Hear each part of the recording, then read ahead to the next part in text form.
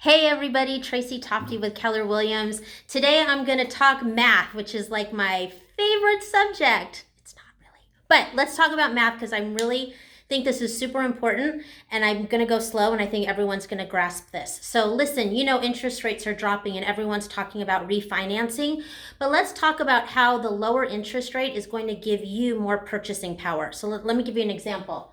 Let's say 2 years ago you bought a house for $500,000 and you put 10% down. That's $50,000 at a 4% interest rate, which we all know 4% right now is considered high. Your payment, including taxes and insurance, would be about $3,000. Let's say 2 years later, that $500,000 house is now worth $600,000 because we all know properties have gone up in value. And you're going to sell it at $600,000 minus your closing costs like commissions and escrow fees and all that fun stuff. You're going to pay off your loan and you're going to walk away with about $132,000. So this is where it gets really cool.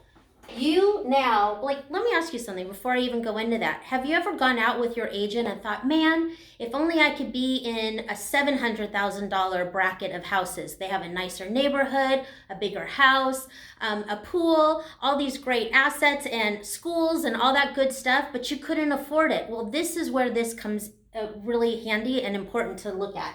If I walk away with $132,000, now I have a little nest egg, right, from your property that you sold. For a $700,000 house with 20% down, you can now roll these proceeds plus $8,000 to come up with 20% down at a 3% interest rate, which obviously is lower than your old interest rate, and your payment is now $32.48.